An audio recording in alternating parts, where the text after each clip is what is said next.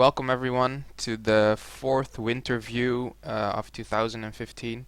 The third one was done with MC Jim just a while ago. It wasn't streamed live, but instead he answered the questions online. You can find the interview in the Winterview thread, so if you haven't read it yet, go take a look there. Tonight I'm here with Dictator. Welcome, Dictator. Thank you for doing this interview with me. Yeah, no problem. Um, so you won the 3D Cup not so long ago. Can you still walk the street now, or is everyone asking you for an autograph? Yeah, it didn't feel like that big of a deal, actually. I think it was quite exciting for for people like me that never really um, knew that much about 3D. Um, to see and watch the games, and they look to me to be of a very high level. So I want to congratulate you on your victory. Um, but we're here to talk today about you as a player and about the upcoming winter tournament. So before we start talking about that, can you tell us a bit about yourself?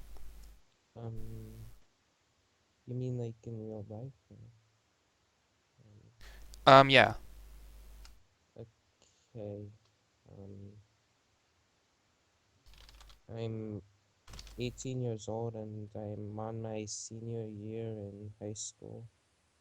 And yeah, that's pretty much. Um,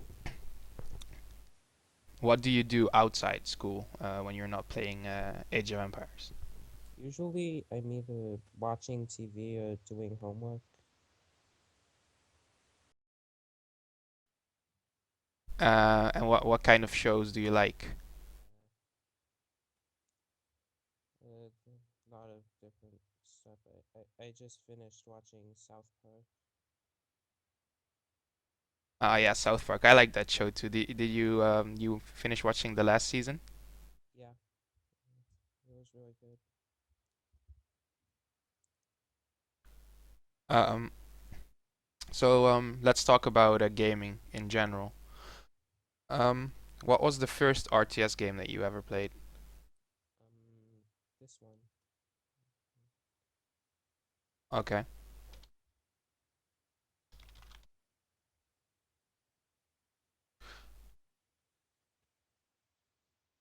Um, can you tell us a bit about um what your first experience was like? Well, when I first got this game, I spent like a year or two just playing against computers, and then I like got and then like after a while, I made an ESO account and then started playing online. One moment. There's apparently a problem with this.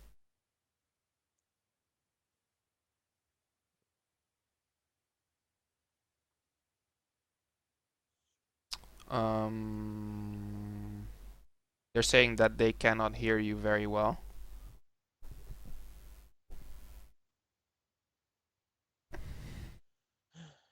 Yeah, I'm sorry about this.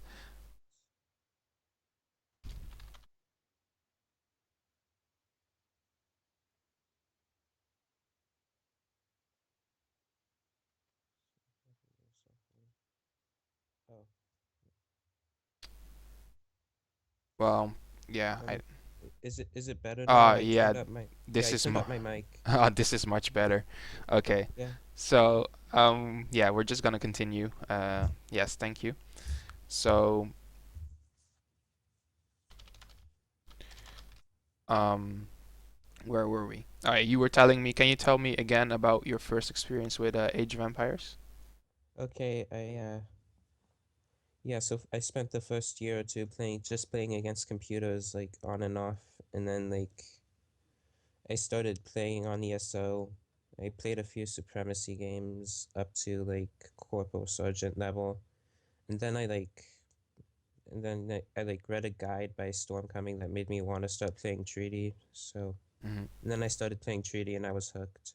Okay, cool. And how long ago was that about?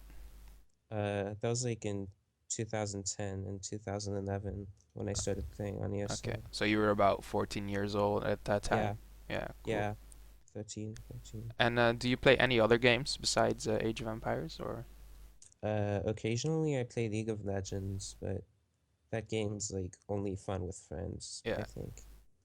So this is kind of your first love. Yeah. Okay, cool. Um, you are best known as a 3D player, probably the best at this moment, and maybe one of the best to ever have played 3D. However, most people that play this game play Supremacy or Rush, as some people call it. Um, However, before we start to talk about that game, I want you to tell us a bit about 3D. What makes it so special or fun to play? Um, any big differences with Supremacy that you can tell us about, maybe? I'm not sure why Treaty's more fun for me. It's like maybe because it's like nonstop fighting. And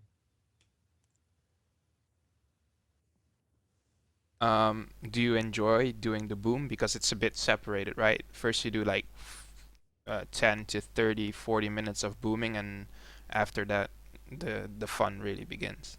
um, yeah, booming, like I guess it's like isn't that fun, but like it's not that bad. Like you boom for 20 minutes and then you have another 20 minutes where you can like alt tab or AFK and then yeah, the fun and then like you said the real fun begins. Um, so can you tell us a little bit more about what it is then that makes it so much fun? Like the fighting. What do you like to play? Aggressive, to play map control? There's some terms that I know, like I think it's how do you call someone that really tries to pull Uh, someone apart from multiple angles and trying to siege all the walls it's everywhere? it's called like running or split pushing. Yeah. Can you tell us a bit about your playstyle? Yeah, I guess I would call myself aggressive heads up, like not really running Hmm. much. Okay. And what is your favorite 3D Civ? Um, I guess Germany. Heavy cannons are amazing, and Germany has an infinite heavy cannon shipment. Hmm. It's fun to micro them to infantry and watch like 10 die at once. Okay. And did you ever play deathmatch as well? Uh, yeah, I played a little bit of deathmatch like a while ago, and recently I've been playing a little bit of deathmatch, but only with like Black Thought, because at the moment he's the only other good active deathmatch player that I And can think of. how do these engagements go? Do you beat him at it or? Um, Not well, it used to be 50-50, but like since I don't play that much deathmatch anymore lately, he's just been beating me. Hmm. So how Mm. come that you're so good at all these different game modes while most people just play one and stick to that? I'm not sure. I guess I just play a lot. Like when Shady started to become less active, I started playing a lot of Supremacy. And Yeah, because there's a Supremacy tournament coming up soon, the Winter tournament, and you're maybe not that well known as a Supremacy player, but I think everyone agrees that you're also pretty damn good at Supremacy. Um, you play both 1v1 and team. Do you have a preference? for Supremacy, I guess I I'm not sure. Team games like they can be really fun, but they can also be kind of frustrating, I guess. And and what makes it frustrating? um like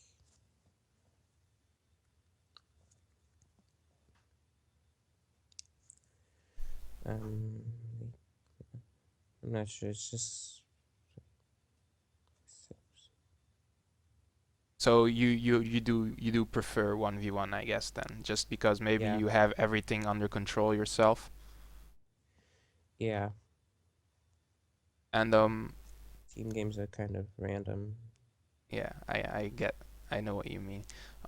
So what would be your favorite civ in Supremacy?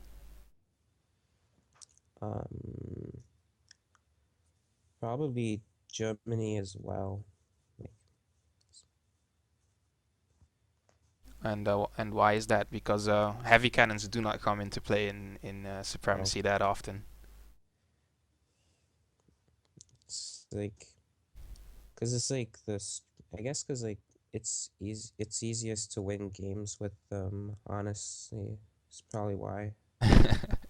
'Cause they're the strongest civ, and they were also really easy. Uh-huh. I personally do not like Germans that much because I don't like the Svetlerwagen macro in the early game, but yeah, they are quite strong.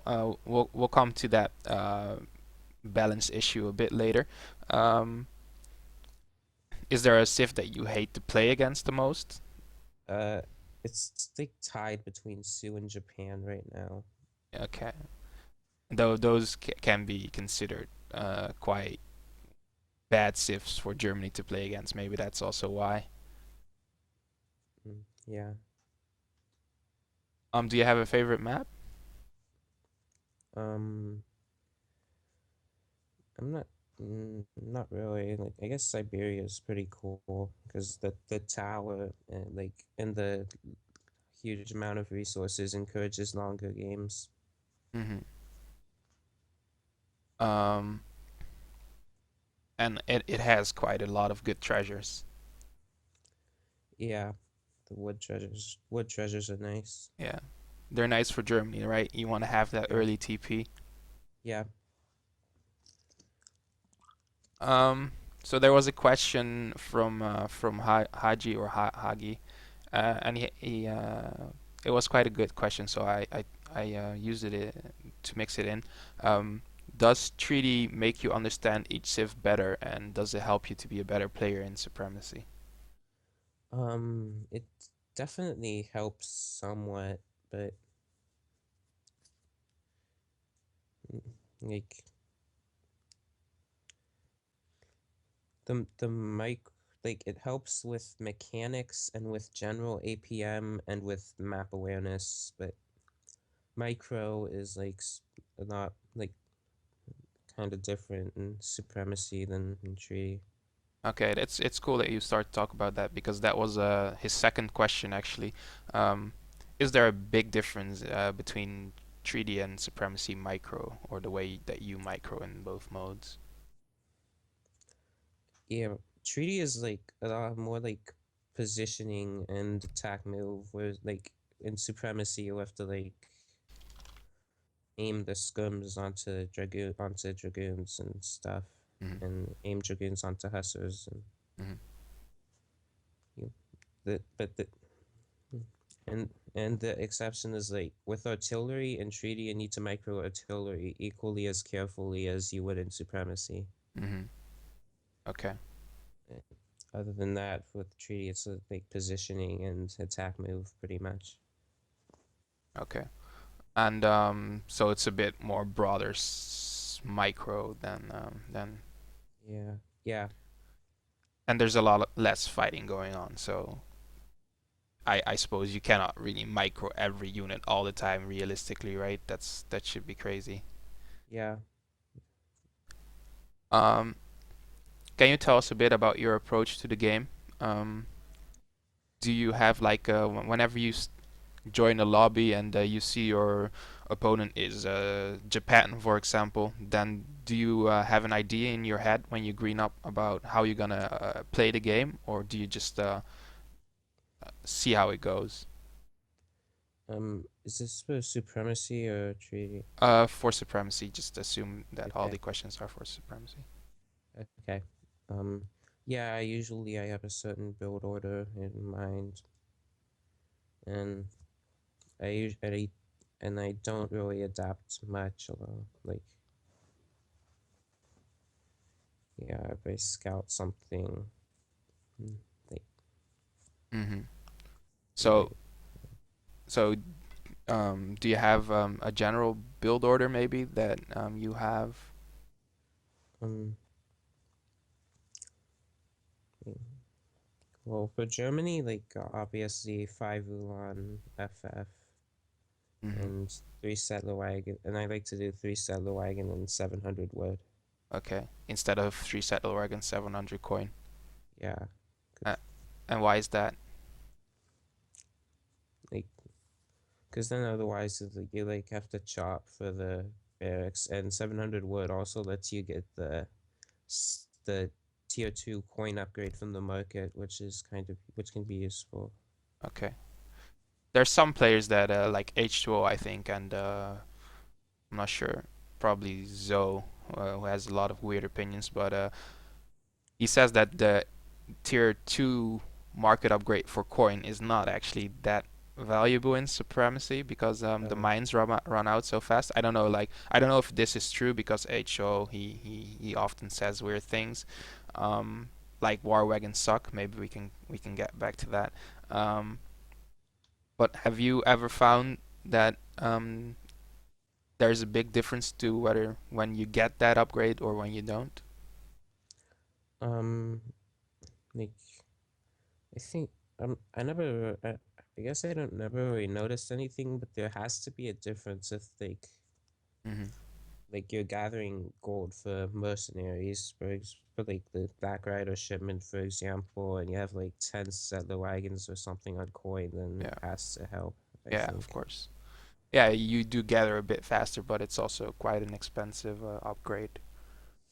Mm, yeah, I'm not sure. Like, if H2O says that it's bad, then maybe it's bad. Maybe we should test it out. Yeah, I'm Um, not sure. what do you think about War Wagon since Germany is your favorite civ?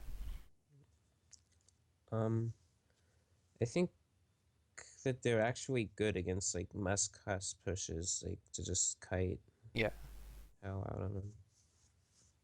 but as a like a substitute for the Dragoon in the Skirm Dragoon combo. I think Dragoons are still better than War Wagons. Like, he's right about that. Okay. Um, and how you said in Treaty your game style was aggressive but not being a runner. How would you describe your supremacy playstyle? Um, I'm not sure.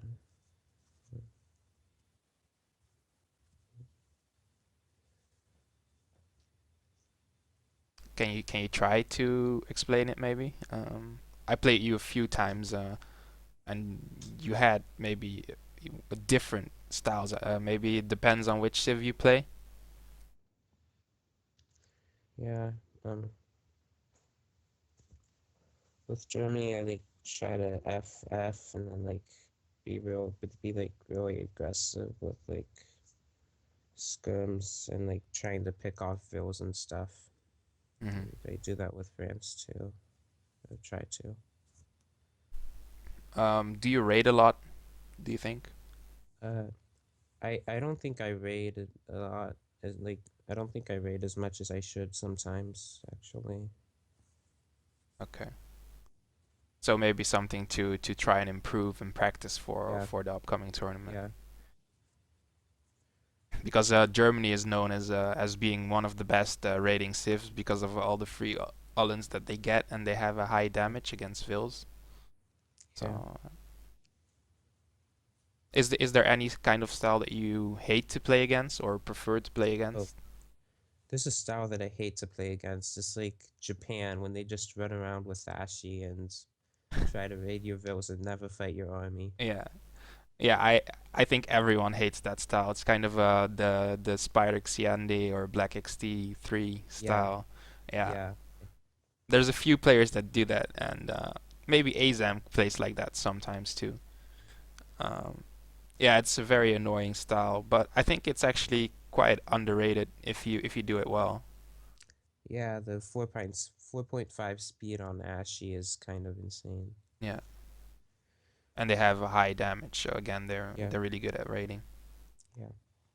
So let's talk a bit about balance now. We're at unit speeds. What do you think of the current balance on the fan patch, the ESOC patch? Um, I think it's pretty good. Like, I think Eero is pretty balanced. Um, they might have messed up on auto a little, I'm not sure. And same with ports, like although I guess I'm not sure, but I think 80 food might be a little too low for Phil's. Hmm. But they were quite weak before, but right now they Yeah, seem to be in quite a good spot, right? yeah. Although, yeah, I'm still not sure because ports still, I think they still lose to German. Hmm. And what about Dutch? I think Dutch is like balanced in 1v1s and quite overpowered in team games. Hmm. Yeah, that does seem to be the consensus, even though some people think that they're still quite weak in 1v1. Yeah. Um, Is Dutch a civ that you play sometimes, or? yeah, yeah, some occasionally. I used to play a lot of Dutch. Mhm. So you already said that you think Germany is the strongest team at this strongest civ at this moment. Is there any other civ that come close, or? I guess ports, auto, and maybe Japan. What about India or Um, China? oh, definitely China. And India, I think they're like below those civs a bit. Okay. And which civ would you say is the worst? Um, hmm, I guess. Uh, mm,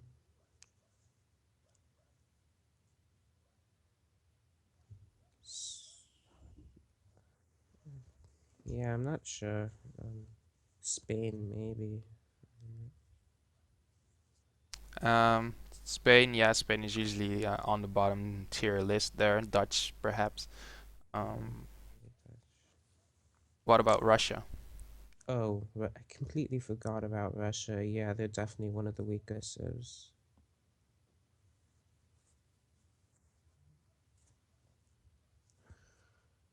Um, Treaty has a bit different balance than Supremacy. Do you think the balance there is better or worse?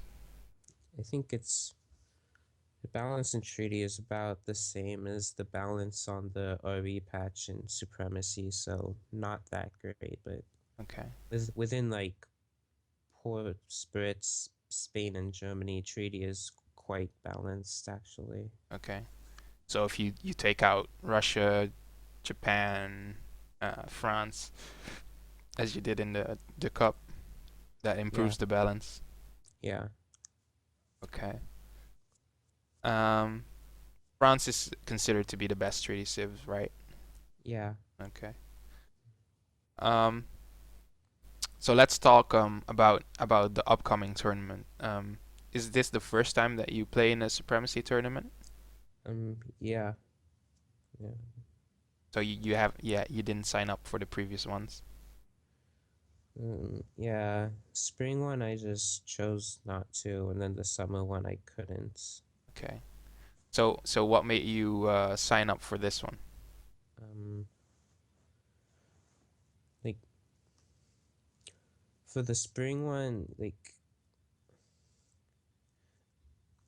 I guess like the spring one when I didn't sign up, there were like a bunch of people. There were like a few people that wanted me to sign up and like asked why I didn't. Like I remember like Prince of Kabul asking why I didn't sign up, and I said like because I was worried it would like that like scheduling might be a problem with school. He told me he could only play on weekends, and it wasn't a problem for him. Yeah, most games are usually played in the weekends. Yeah. Um, so are you a bit nervous to play for the first time in a Supremacy tournament? Mm, Not really. I'm not gonna I'm not gonna win, and I'm not gonna make it to the finals, so there's no reason to be nervous, I guess. But you do pretty good against most Supremacy players that you play. I think you're about PR 38 or so, so you definitely have a shot. I haven't taken a look at your brackets, but Uh, I I think I'm against Samwise in the round of 32, and that's probably where I'm gonna yeah, like that's get gonna be knocked out. tough. Let me take a look at the brackets quick. So who do you think, talking about Samwise, who's the best player that you ever played in Supremacy? Mm. I guess H2O. All my India mirrors against him were like stomps. Like he destroyed me. Mm-hmm. Uh, do you have any idea why? What makes him so good? I guess his APM and his micro and Okay. his combined with game knowledge. Okay. Yeah, I did look at your streams a few times, and your APM is really quite high as well. Yeah. So would you say that maybe you don't yet have the best game knowledge for Supremacy because you usually play treaty, or is that not Yeah, that's definitely true. and so let's wrap it up with a few concluding questions about the tournament. Are there any players you're looking out for this tournament? People that you think will do good, will go Um, far? I think H2O, Samwise, Gorja, Lord Raphael, and Bad Speed, Hmm. like the top five. Okay. And so, what are your predictions? Maybe you can get the brackets up there. I'll link them Mm. in the chat. Maybe you can take a look and do a quick prediction on who do you think will reach the finals. Because last time I asked this question, the brackets weren't up yet, but now we can actually do a more accurate prediction.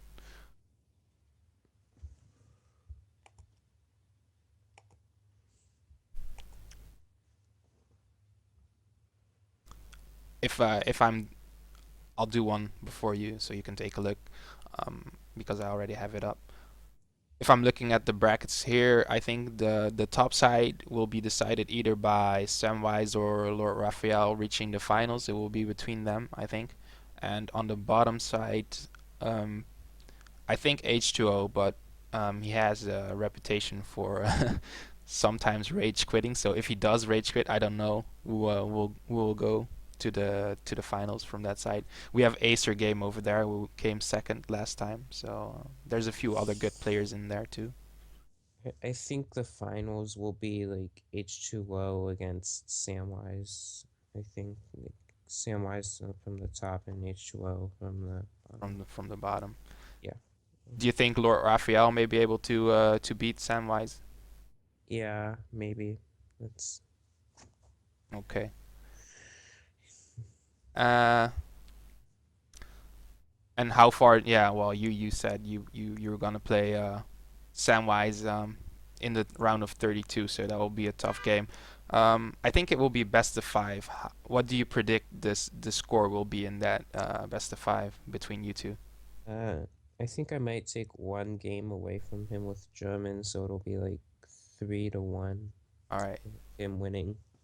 Well, let's hope it will be a close series and we'll see a 3-2 either way. Thank you, Dictator, for doing this interview. Yeah. No problem. Good night. Hey, good night.